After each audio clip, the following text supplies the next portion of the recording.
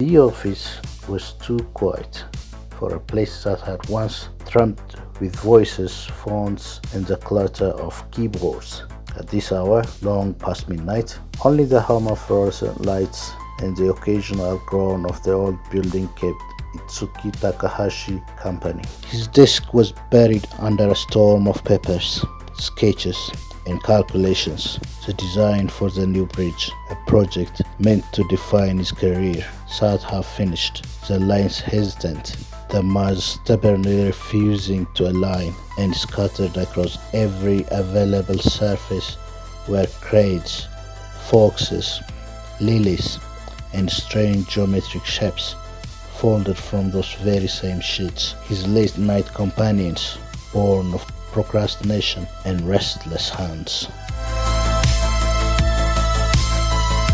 Itsuki leaned back in his chair and rubbed his temples. At 30, he already looked twice his age. His hair had turned chalk white in his 20s, earning him the nickname Oji-san, old man, from colleagues far younger and far more ruthless. Tall and thin, with a long neck and rectangular face, his frame gave him the awkward look of a stretched figure in an unfinished sketch. His wide eyes now burned with worry.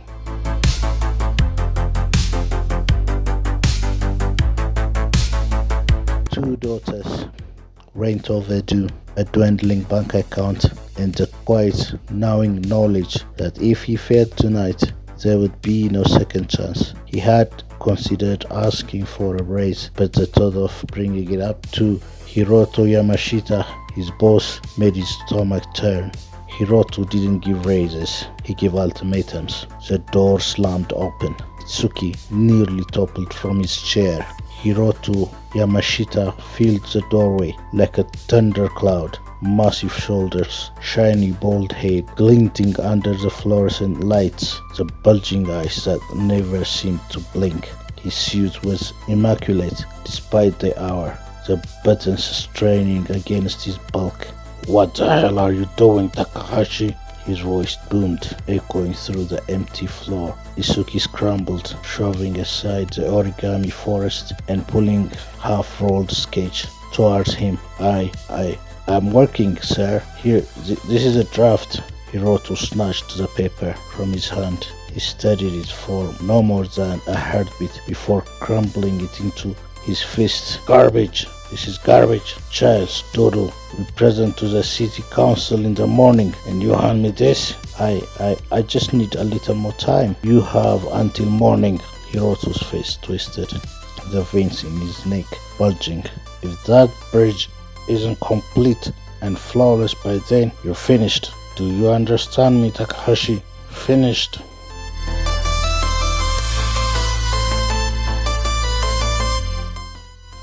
Itsuki could only nod, his throat dry. Hiroto lingered a moment longer, his glare drilling into him, then turned on his heel and slammed the door behind him. The silence that followed was deafening. Itsuki sat frozen, staring at the ruined sketch in his hands. His career, daughter's futures, his life compressed into fragile lines on a piece of paper. All of it hung on whether he could turn failure into brilliance before sunrise.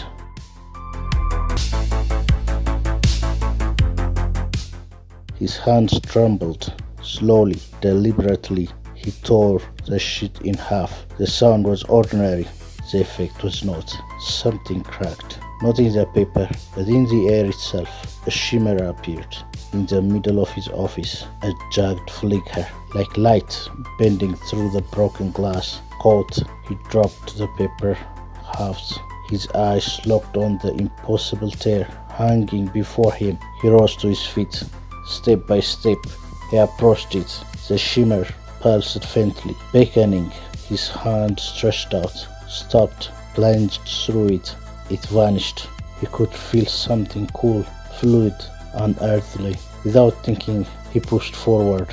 In an instant, Itsuki Takahashi was gone. The office was empty once more, save for the scattered origami and the humming lights. But Itsuki was not the only one watching the tear.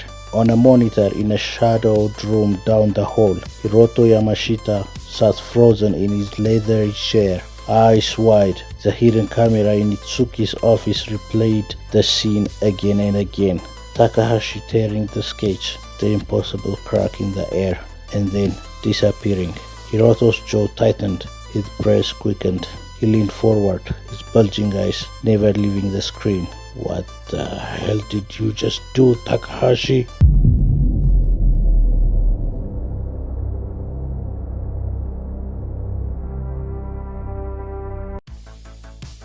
The sensation of falling didn't end with a tear, it deepened. His stomach twisted as though the world itself were folding him through an infinite crease. Then impact. Itsuki hit the ground hard. The breath ripped from his chest. He blinked against a strange, pulsing haze. The air was alive with a low, discordant hum, like feedback from a broken speaker that never stopped. Every breath tasted metallic, bitter. He pushed himself up, only to freeze. The city around him was Osaka, but not. Towers leaned at impossible angles. The city around him was Osaka, but not.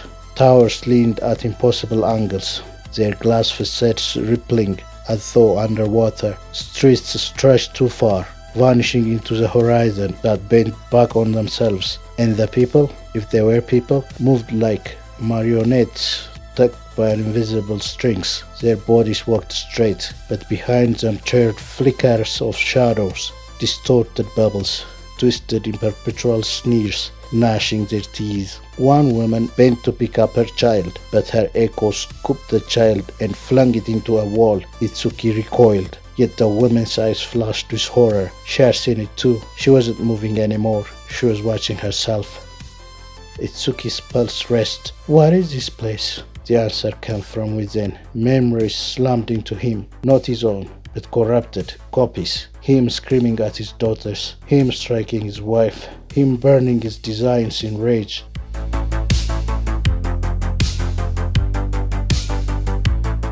He staggered under the weight of them, clutching his head. No, that's not me. That's not. A shadow stepped from the haze, tall, broad, bold, eyes bulging like marbles ready to pop. Hiroto Yamashita, or rather, the echo of Hiroto. Its mouth stretched into a jagged grin, lips peeling back to reveal fangs too long for a human jaw. Its hand ended in claws that scraped the ground as it walked. Every movement carried the same authority Hiroto had wielded at the office, except now it was stripped of civility, reduced to pure menace. You can't run from me, Takahashi, the monster said. Its voice was Hiroto's, but distorted, as if played backward through a broken speaker. You have already given me your life. Now give me your soul. Itsuki stumbled back, panic clawing through his ribs. Behind him, his own echo stirred.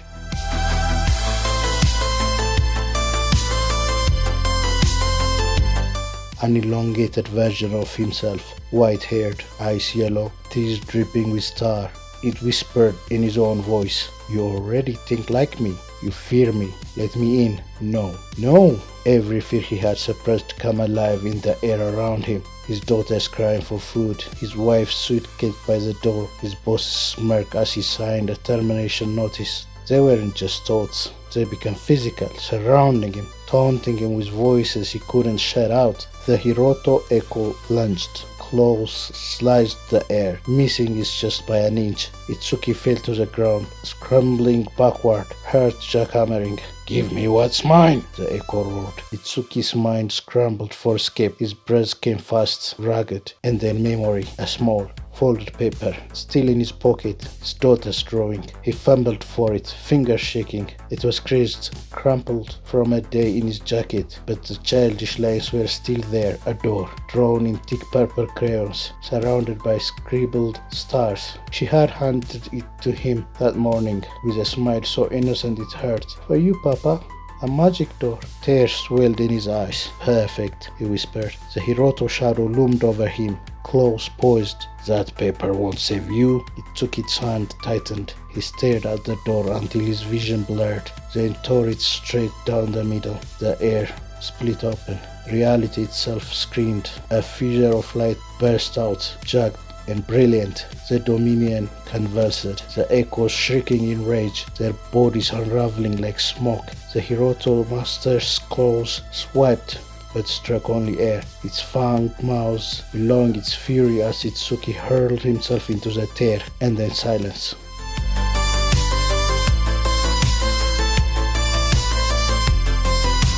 He was on his knees in his living room. The ham was gone. The air was clean. Light filtered gently through the curtains. On the floor before him, his two daughters were playing with blocks, giggling, their small hands clumsy but sure. They hadn't even noticed him. Itsuki's chest heaved. His fingers still clenched the halves of the crayon door. He let them fall to the carpet. He wasn't sure if this dominion was real, or if it had already infected his world. But as he watched his daughters laugh, one thing was certain. Whatever that place was, it wanted him back.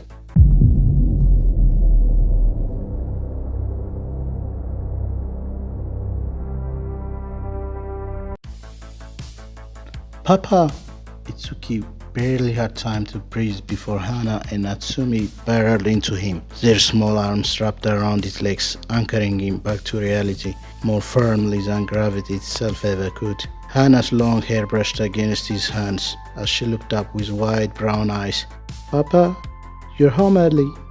Natsumi, chubbier and still stumbling in her steps, buried her face against his knees, her rosy cheeks dimpling as she laughed. Papa, Papa! Itsuki felt his throat tightened. He dropped to his knees, pulling both girls into his arms. The weight of them, warm and real, nearly broke him. Tears threatened, but he forced them back. Not now, not in front of them. Papa missed you, he whispered, his voice trembling. A voice cleared from doorways. Itsuki, you didn't come home last night, did you? Satsuki stood there, glasses perched on her round face, her long hair still mused from sleep. She wore a house robe, one hand gripping the door frame, her eyes sharp, questioning, narrowed at him. What time is it? Tsuki asked, his voice hollow. Morning, she said faintly. So you worked all night again? Before he could answer, the sharp buzz of the doorbell cut through the room. Everyone turned. I'll get it, Itsuki muttered, gently tangled himself from the daughter's grip. At the door stood a man in a sleek black suit.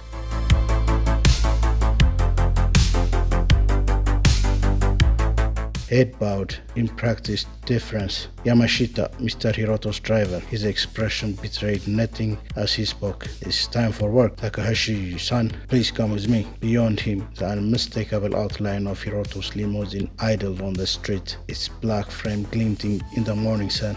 Satsuki's voice rose from behind him, sharp with irritation. You just got here, and now you're leaving again? Itsuki forced a thin smile he didn't feel. I'll be back, he promised. Those words rang hollow even to him. He kissed Hana's hair, then Natsumi's warm cheek, and followed Yamashita outside.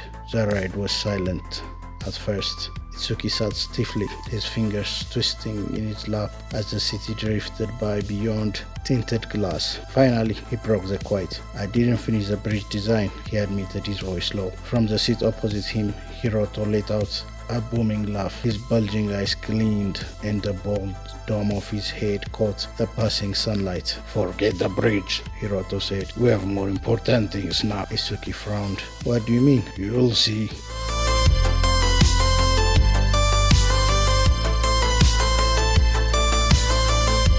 The limousine pulled up to an unfinished skyscraper, skeletal steel ridges clawing into the sky. A sign at the base reads, Ryomon Development Corporation, Hiroto's empire. Inside, the air smelled of rust and fresh cement. They climbed stairs and scaffolding until Hiroto stopped in a half-built office, concrete walls bare. From his coat, Hiroto produced a sleek tablet and swiped it away. Watch, Itsuki leaned closer. The video was grainy but unmistakable. It was his office. He watched himself staring at the bridge design and then tearing it in half. The screen flickered as the impossible happened. Reality split open.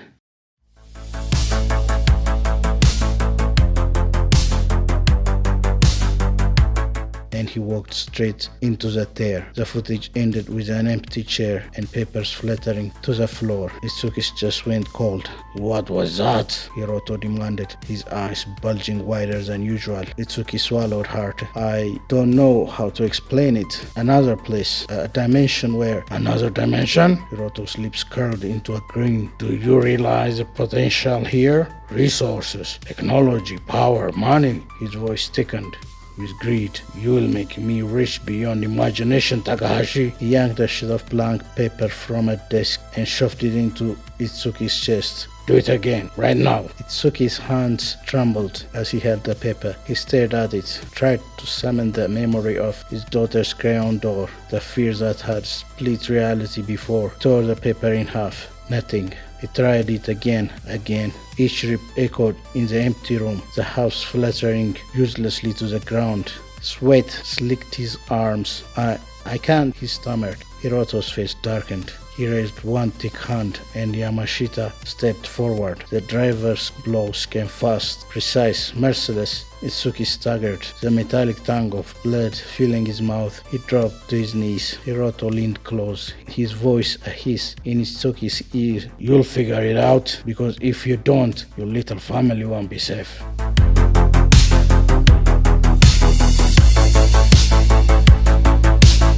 They dragged him across the concrete floor, shoved him into a half-finished room. A pile of paper was dumped at his feet. The door slammed shut, the lock clicking in place. "Don't worry about your wife and daughters," Hiroto called from the other side. "We'll take care of them." The footsteps receded, leaving Itsuki alone with the papers, his blood, and the echo of his daughter's laughter in his ears.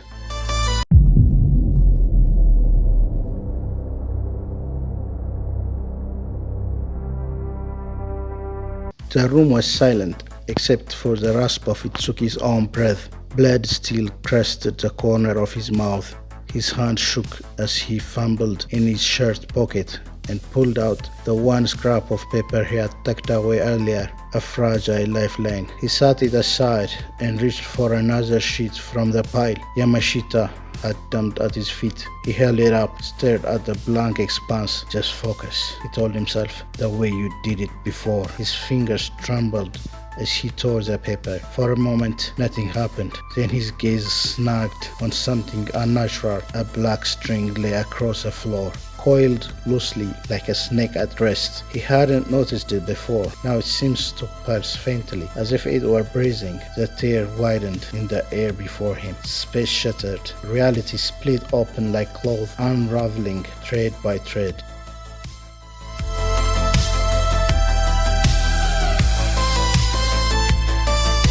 Itsuki staggered forward, clutching his pocket, scrapped tight, and fell through the rift. He landed hard on something that wasn't solid ground. It flexed and quivered beneath his weight, like walking on the web of some colossal spider. He looked down and froze. Strings, endless strings. They wove the world around him, stretching in every direction, glistening in shades of gold, black, and silver. Each thread vibrated with a sick, parasitic life. They weren't just holding this universe together, they were feeding. A scream ripped through him, not his own, but someone else's. It wasn't in his ears, it was in his mind, echoing along the strings that borrowed invisibility into his skin. The anguish of strangers bled into him. Fear, grief, hunger, desperation. Every being in this realm was lashed into the same lattice, suffering together. Itsuki stumbled, clutching his head. Every step was torment, the threads resisting him, biting into his soles like knives. "No, I can't stay here."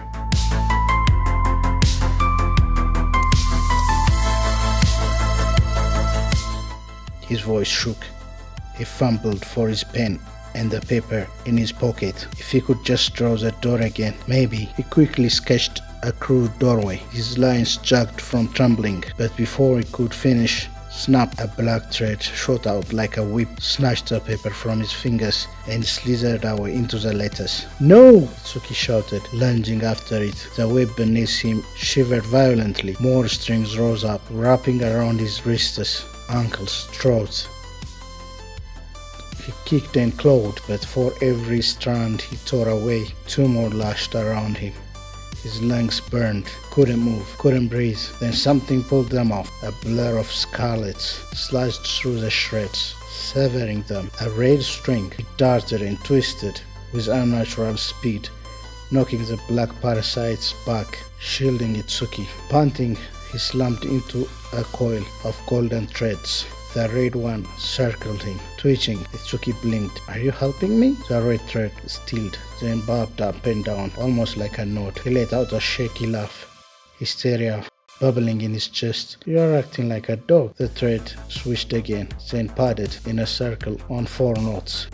Mimicking legs, Itsuki's throat tightened. "You are a dog, aren't you?" The thread bent slightly.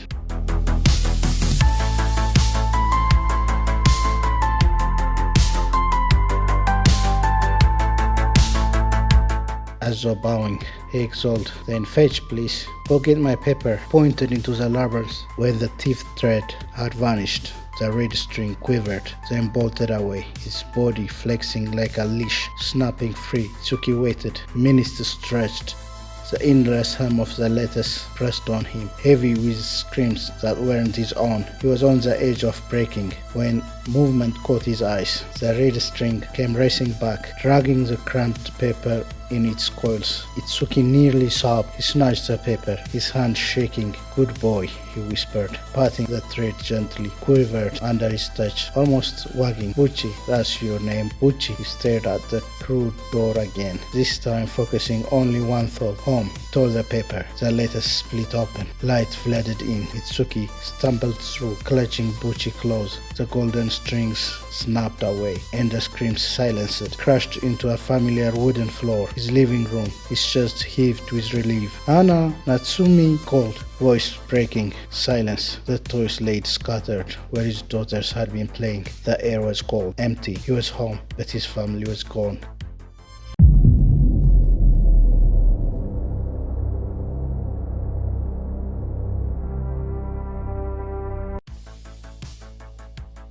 Itsuki's apartment was silent when he returned. The lights were off, the toys gone. He tore through the rooms calling, "Hana, Natsumi, Satsuki." His voice echoed back at him. Empty, cruel. The fear in his chest became certainty. His boss. He stormed into the corporate office before dawn, tie loose, hair disheveled. Mr. Hiroto was waiting, his immense frame blotting out the light from the window. Bulging eyes gleamed with satisfaction. "You figured it out, haven't you?" Hiroto said smoothly. "That little trick of yours. Where are they?" Itsuki growled. "My family." Hiroto smiled, the expression never touching his eyes. "Come, I'll take you." The limousine cut through Osaka's grey streets until it reached one of Hiroto's half-built towers, its skeletal frame clawed into the sky. Steel bones exposed, they rode the service elevator up past floor after unfinished floor until it stopped with a groan at the 67th.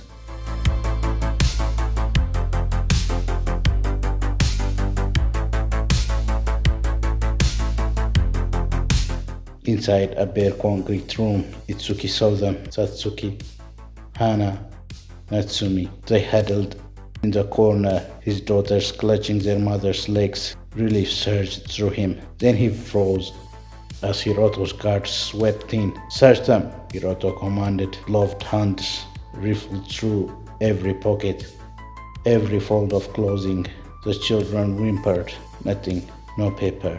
Satisfied, Hiroto turned to Itsuki. "You want them free? Then you will tell me how you did it. You'll teach me to tell reality. Until then, my men will keep you comfortable here." "I don't know," Itsuki said, desperation cracking his voice. "I don't know how it works." The guard struck him across the face. Pain burst white behind his eyes. He tasted blood. "You will know," Hiroto hissed. "And when you do, remember, I owe you. And I owe them." He turned, signaling his men. The steel door slammed shut, locking Itsuki and his family inside. The silence was suffocating. Hana clung to his leg. Natsumi whimpered against her mother's chest. Satsuki's glasses glinted in the dim light as she whispered, "What's happening to us, Itsuki? Tell me everything." So he did. He told her about the tears in reality, the Echo Dominion, the letters of threats, about Pucci, the red string that had saved him, about paper, ordinary paper, being a key, entangled somehow with the quantum fabric of the universe.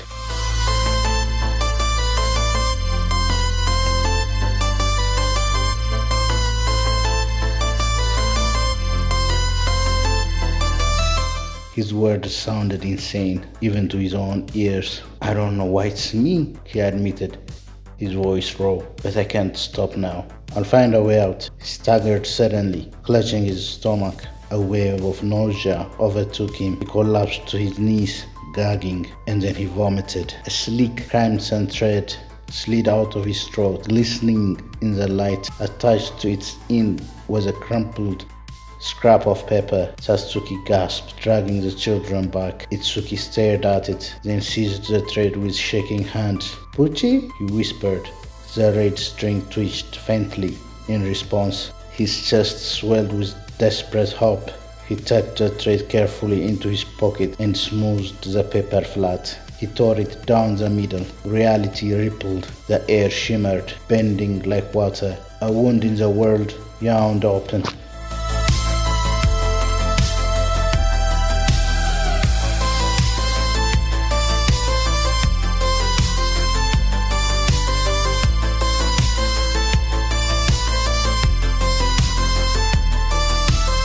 A wound in the world yawned open. "Hana, Natsumi," Itsuki said quickly, voice tight. "Hold on to your mother. Don't let go." Satsuki clutched them close. "Where are we going?" "Think of Nozaki Island," Itsuki told her. "My father's house. Picture it clearly." She nodded, trembling. Itsuki focused too. "Perfect," he whispered. Then he tore the paper clean through. Light burst from the tear. A doorway. He pushed Satsuki and the children through fast. Their bodies rippled and vanished into the shimmer. He followed. The steel door banged open.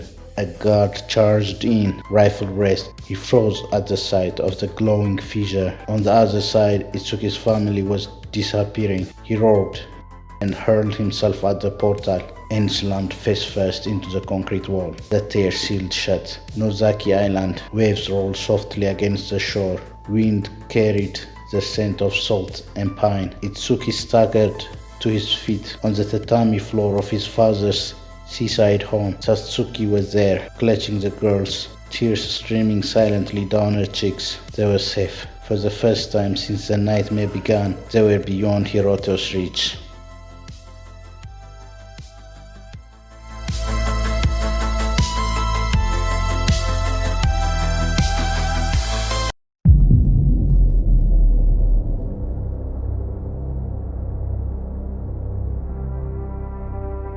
The shrine stood on a wooded rise above Nozaki Island, its vermilion gates withered but proud against the salt-stained wind. Lanterns swung gently in the breeze as night settled in, and the cicadas sang their endless hymn. Tsuki's father, Yukio Takahashi, poured tea into chipped cups as his son finished recounting the impossible tale. The old man's eyes gleamed with a scholar's hunger. "So you claim paper itself is a key?" Yukio said, voice harsh, reverent. "That when you tear it, you tear the world?" Itsuki nodded. "I don't fully understand it, but I can show you." In the adjoining room, Satsuki slept on the tatami with the girls curled against her, their tiny breasts soft as the rustles of leaves. Itsuki tucked several sheets of rice paper into his pocket, exhaled slowly, and closed his eyes. His pulse calmed, his mind emptied. When he opened them again, he pulled one page free, its surface glowing faintly in the lamplight. He tore it in half. The air shivered. A seam split open, trembling like silk under a blade. Yukio gasped as Itsuki stepped forward and vanished into the shimmer, the hollow veil. A universe of ghosts. Itsuki's body flickered, translucent, each edge of his form glowing like a bleaching screen. All around him, fragile shellhoods floated, human and animal, even trees, each trembling with the effort of holding themselves together. The ground beneath him wasn't ground at all, just a mesh of pale threads that gave way if he lingered too long. Above the sky was black emptiness, and then, with a tearing sound that vibrated in his bones, the void cracked. A split of searing light opened, and behind it an eye, a vast, incomprehensible entity, peered through. Its presence pressing on Itsuki's very essence. Terror stabbed through him, and his shimmering body wavered.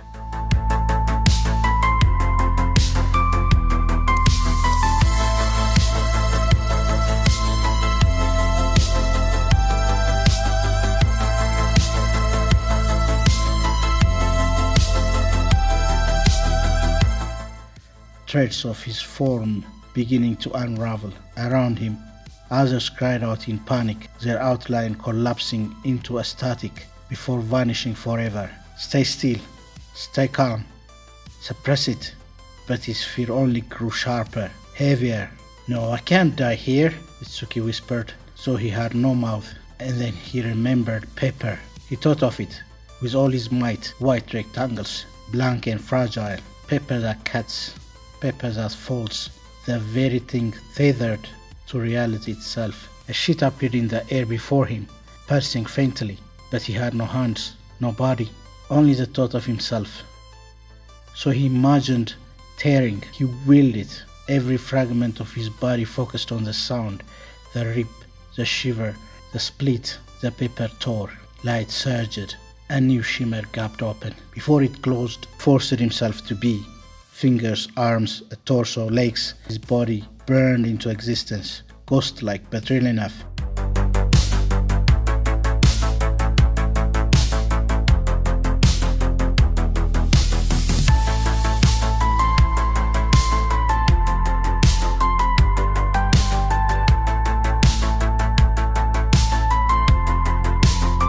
He shoved himself forward, diving through. He fell hard on the tatami. Dawnlight spilled into the shrine. His father sat frozen, teacup in hand, eyes wide with awe and terror. Itsuki was back. By the next day, the strangeness faded. They spent the hours in peace, walking the beach, eating grilled fish, Hana chasing crabs with Natsumi, toddling after her. For a moment, life was ordinary again. That night, they laughed together. The sea breeze soft, the stars clear above. When morning came, they walked to ropes biting into their wrists and ankles. The girls whimpered. Satsuki struggled against the knots. They were tied in the hull of a rocking boat. Water slapped against wood. The air smelled of diesel and salt. And somewhere above, heavy footsteps thudded on the deck.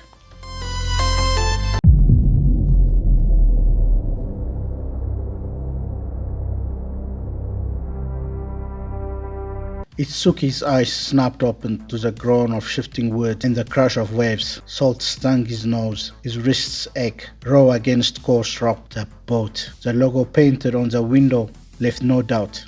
Hiroto's company crest, glaring like a brand. They had taken them. Taken all of them. He twisted, heart hammering. Satsuki, bound at the wrists. His father, Yukio, slumped but alive. Little Hana, gagged, eyes wide with terror. But not Natsumi. Where's Natsumi? He croaked, panic flaring. Tiny footsteps, a wobbling figure in the dim light. His 2-year-old appeared. Cheeks flushed, dimpled face bright with uncomprehending joy. Natsumi! Itsuki almost sobbed with relief. Come here, baby. She toddled over. He bent forward, desperate. Ante Papa, pull the rope. She tugged hard, the nose tightened. No, not that way. He winced, forcing his voice calm. Listen, sweetheart. Pocket. Papa's pocket. Get the paper. Somehow impossible, she did. A small crumpled sheet found its way into his hand. He barely had time to focus. Panic clouded his mind. He had to get them out. Home. Anywhere. Just away. He tore. Reality tore with it. The boat lurked. His chair dropped into the floor, swallowed by a shimmer of impossible light. The prison.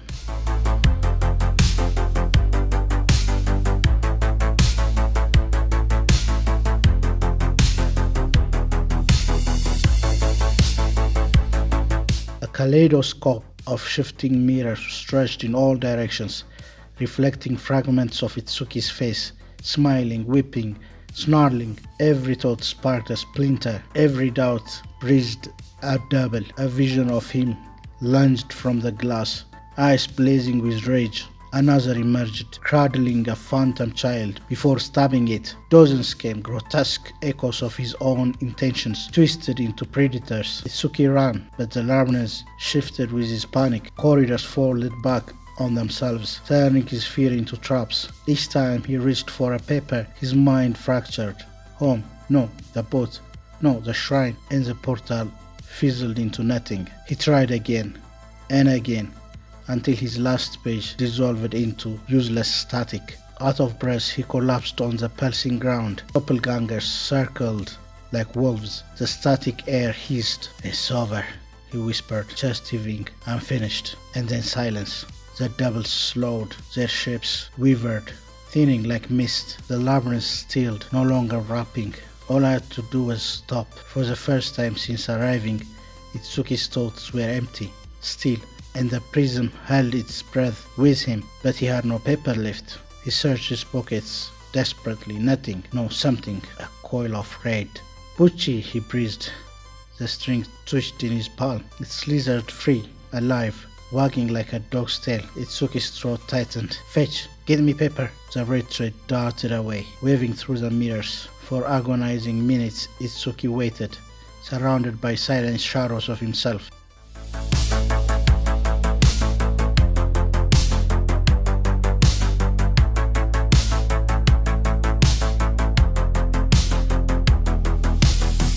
Then it returned, a sheet of paper clutched tight in its knotted loops. Itsuki laughed with relief, patting the string as though it were fur. "Good boy, good Bucci." He tore the page. The boat's hold slammed back into focus. He was tied no longer. Satsuki gasped as he cut her bonds, then freed Hana and his father. "Quick, hold each other."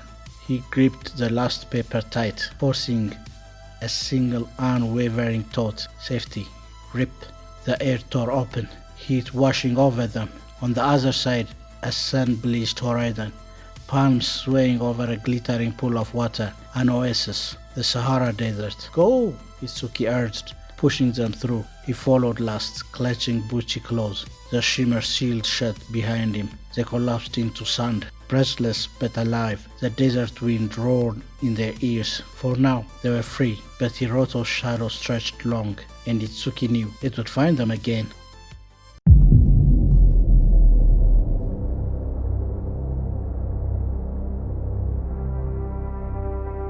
Within a week, Itsuki and his father Yukio had carved out a life among the dunes. Each day, Itsuki vanished into Osaka through his shimmering gateways and returned laden with supplies, rolls of canvas, beams of steel, crates of tools, even solar panels balanced precariously on his back. Soon the oasis bloomed with a sprawling tent compound, complete with bedrooms, a kitchen, a living room lined with rugs, and even a working toilet. The panels caught the sun, powering lights that glowed like stars after dark. For the first time in weeks, the family slept safely, the desert wind their only intruder. Itsuki kept Bucci, the loyal red string always coiled in his pocket. But one evening, as his daughters played in the sand, he whispered to Yukio, "It's time the kids had a pet. Something real, something alive." He pulled out a sheet of paper, heart pounding. Closing his eyes, he imagined flesh, sinew, muscle, a body for his red string, a life beyond thread. He tore. The shimmer devoured him and Bucci. Then Itsuki opened his eyes. The world was a nightmare. The ground heaved beneath him like living muscle. Towers of flesh twisted upward, bursting with veins. Faces, countless faces, melted and fused, screaming and whispering in one endless chorus. Every step, every breath belonged to the organism, the flesh chorus.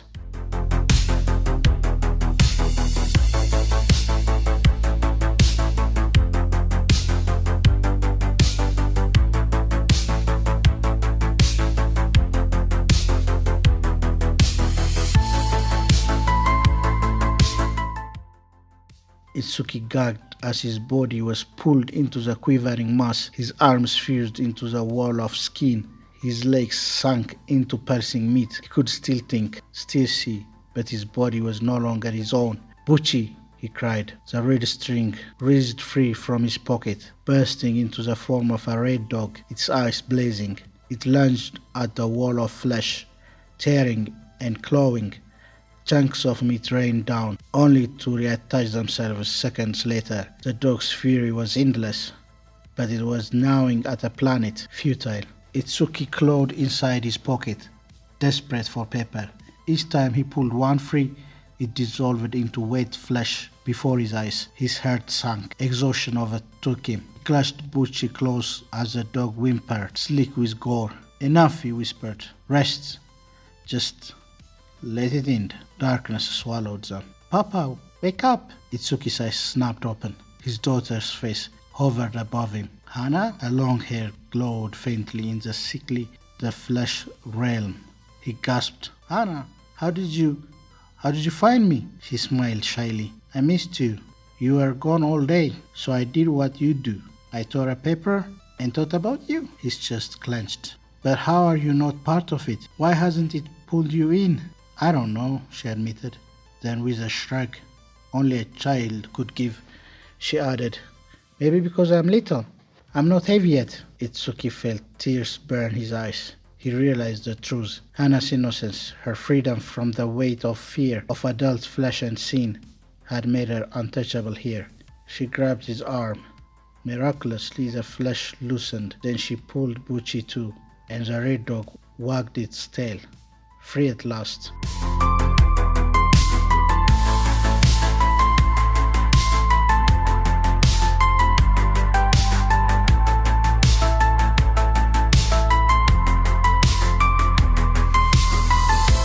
"Let's go home, Papa." Hana produced a paper. Simple, crayon marked, a leftover from her play. She tore it without hesitation. The shimmer opened. They stepped through. The desert air hit Itsuki's face like salvation. He collapsed on the sand beside Hana and Buchi, who barked happily, his form stable and alive for the first time. It was nearly dawn. The family tent glowed softly, the smell of coffee lingering from the night before. Itsuki rushed out, eyes wide with fury. "Hana, where have you been? You're just a child. You cannot do what your father does. It's too dangerous." Hana lowered her head, clenching Buchi. "But I brought him back." Itsuki tried to speak, but the words stuck in his throat. Then gunfire. The sharp crack split the dawn. Bullets hissed into the sky. Outside the oasis, shadows circled on horseback and jeeps. Nomads, their faces wrapped in scarves, their rifles raised. The desert erupted with gunfire, the nomads firing wild into the air. Bullets ripped through the canvas, tearing holes across the family's tent. Itsuki didn't hesitate. He snatched a piece of paper from his pocket and tore. A shimmer cracked open in the middle of the tent, glowing white as reality peeled apart. "Hold on to me," he shouted. He pulled Satsuki, Hana, and Natsumi close, pushing them through the light. Just as bullets shattered the tent walls, the roar of gunfire vanished, replaced by silence and a faint hum of luxury electronics. They stumbled into the wide living room, floor to ceiling. Windows overlook the prowl of Osaka. Velvet carpets matted their steps. Crystal chandeliers glowed faintly in the morning haze.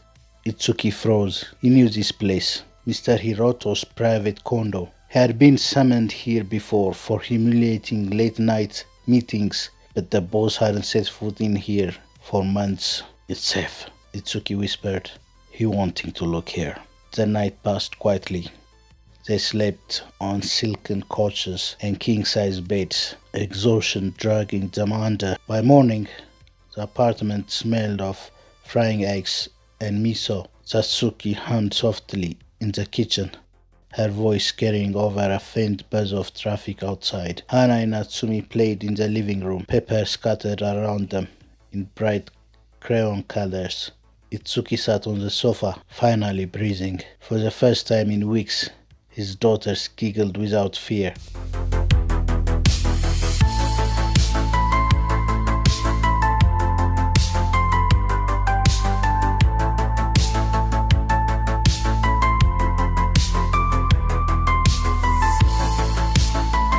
Hannah, what are you doing? He asked absently, the girl's thin fingers folding and twisting with uncanny speed. Two paper cranes sat on the floor, identical.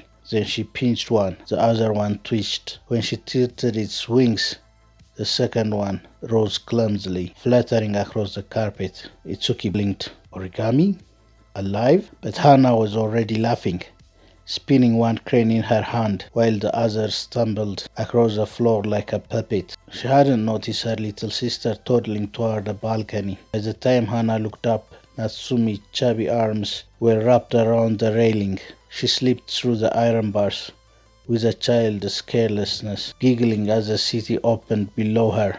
Then she was gone. The sound, Satsuki's scream, Itsuki's chair toppling, barely registered.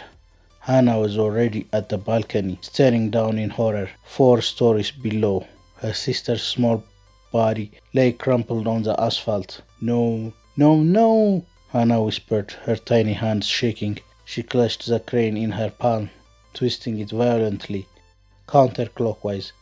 The paper groaned like it was alive. On the street, Natsumi's body twitched, her limbs jerked, then folding backward.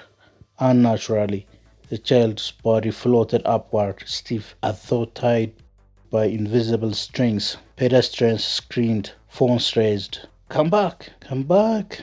Hannah begged. She began untwisting the paper clockwise, carefully. Breathe. Breath ragged. Her sister drifted upward through the iron bars and set her small feet gently on the carpet. The color returned to her face. Her dimples showed when she smiled, sleepily, alive. Again, she said. Hannah collapsed, hugging her sister so tight she nearly crushed her. Tears streamed down her cheeks. Itsuki and Satsuki could only stare. Their daughter has just reversed time. But below on the street, someone hadn't screamed. Someone had filmed the video. A child falling to her death, then resurrected, was already racing across the net, shared, reposted, dissected. Within minutes, it lit up the private feed of Mr. Hiroto Yamashita.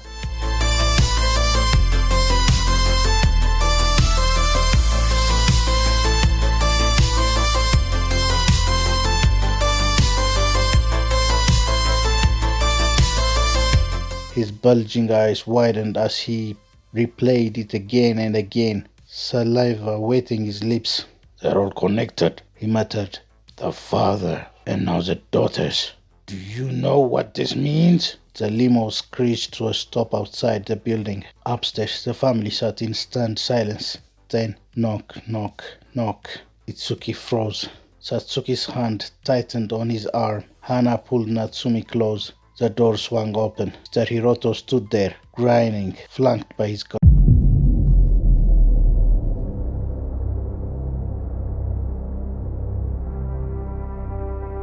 The guards stormed into the condo, rifles raised.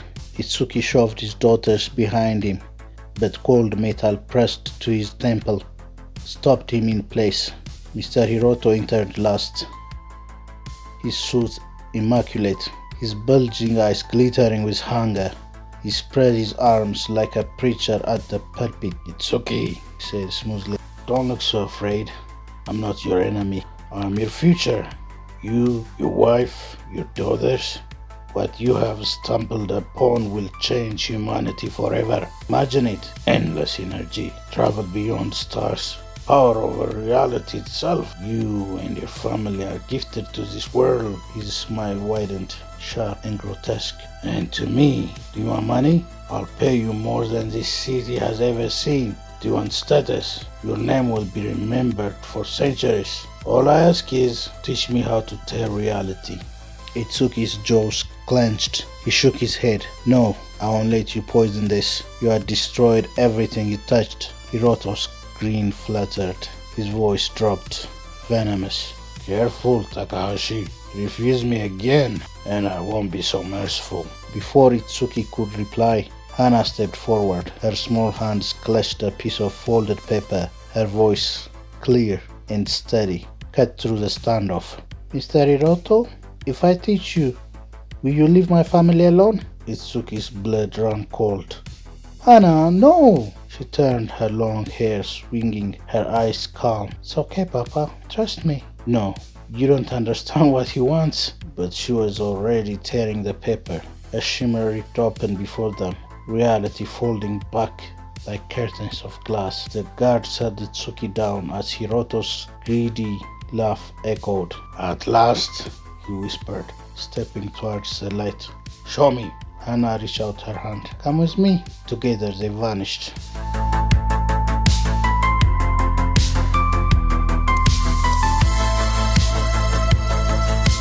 The air in the temporal mire was thick, syrupy, glowing with a sickly golden hue. Rivers of molten time twisted across the landscape, their surfaces bubbling, with moments replying endlessly. Voices cried out in anguish, laughter curdled into screams, and skeletal remains bobbed in the current. Hiroto stumbled, the ground sticking to his shoes. What? What is this place? Time, Hana said simply, standing on the bank. It's where your choices live. He sneered. Don't toy with me, girl. Show me how to. A wave surged from the river, wrapping around him like tar. His body convulsed as the loop began. He was back in his office, 30 years younger, being humiliated by his first employer again and again. Then the day his wife left him, repeating for centuries in a heartbeat. Then the meeting where he gambled away billions, the shame suffocating him, crushing his lungs. No, stop this, he howled, thrashing in the mire. Every attempt to fight only dragged him deeper. Hana watched, her small face expressionless, though her hands trembled. She stepped closer, the syrup tugged at her ankles. Mr. Hiroto, she said softly, you asked to see. This is what you wanted, all of you. He broke. The titan of a man wailed like a child, clawing at the sludge, begging for release. Please get me out. I'll do anything. Hana reached down. For her, the mire only whispered lullabies, laughter, her mother's voice. She had only 4 years of memory, and all of them were love, untouched by regret. She pulled Hiroto's trembling hand free and tore another paper. The shimmer opened. They stumbled back into the condo. Itsuki broke free from the guards. As the shimmer closed, he grabbed Hana, holding her tight, eyes wide with fear. What did you do to him? Hiroto lay on the carpet gasping. His once impressive frame was hunched, his bulging eyes bloodshot and wet with fear and tears. He wept, rocking back and forth, his voice hoarse from screams only he could remember. When at last he lifted his head, his arrogance was gone. His voice cracked. Keep them away from me, he whispered. Keep your family away from me. He staggered to his feet, glaring not at Itsuki, but a shimmer of his own broken mind. Take the apartment. Take your freedom. If you want your job back, it's yours, but I never want to see you again. Without another word, he motioned to his guards. They left quickly, almost dragging him, his once commanding presence now hollow. The door shut. Silence fell. Itsuki knelt before Hana, grabbing her shoulders, his eyes wet. You saved us, but promise me, Hana, never again. That place could have destroyed you. She looked down, hugging Natsumi close. I wasn't afraid, Papa. I only remembered happy things. Itsuki kissed her forehead, hurt, hammering. He knew then his daughter's innocence had saved them all. The apartment felt silent, heavy with the aftershocks of what had just transpired. Itsuki gathered his family close, relief flooding his chest, only for it to freeze in an instant. Hana staggered towards him, her little hand still trembling from tearing reality. And then, before their very eyes, her long black hair paled like ink dragging from a brush. In mere seconds it turned pure white, every strand glowing ghost-like under the sterile lights of the condo. "Hana!" Satsuki gasped, clutching Natsumi to her chest. The child touched her own hair, confused. "Papa! Mama! What's happening to me?" Isuki's heart clenched. This was no mere side effect. It was a sign, a transformation. No one spoke. The silence in the room was broken only by the distant hum of the city, as the family stared at Hana's snow-white hair, unsure whether it marked a blessing or the beginning of something far darker.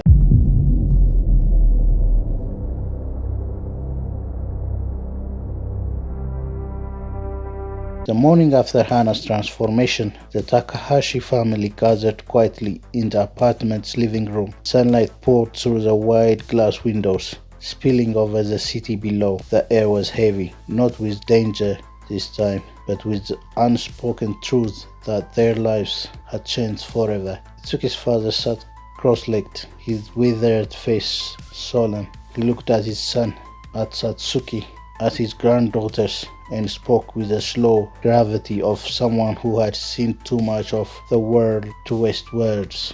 "Everything in this life has consequences," Mr. Takahashi said. "Even kindness, even survival. Tearing the fabric of existence is no gift, it's a burden. You have all seen what it costs. Powers like this may feel like salvation, but every time you use them, you risk bringing something back with you. Something you cannot yet understand." The family listened in silence, Hana clutching Natsumi's hand, her white hair glinting unnaturally in the light. "You must promise me," the old man continued, his voice sharper now.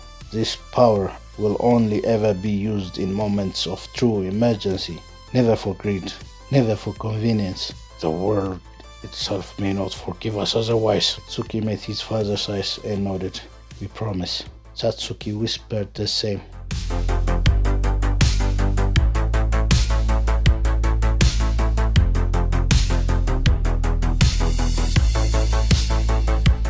Even Hana, so quiet and pale, repeated the vow, her voice trembling with both fear and determination. Later that day, they dyed Hana's hair black, hiding the impossible truth beneath a veil of ordinary color. The girls started school again, trying to blend back into the life they had once. They lived in Hiroto's abandoned apartment, its sleek walls now warmed with laughter, Satsuki's cooking, and the patter of children's feet. And always, curled at the foot of the couch, was Buchi, their red dog, born of string and pepper, ever watchful. Life pressed forward, fragile and uncertain. The Takahashis tried to pretend things were normal, but deep down, each of them knew what the old man had said was true. Every tear they made in the fabric of existence rippled outward, consequences echoing through the worlds they could never see. For now, they were safe. For now, they were together, but the fabric was thinner than they ever realized.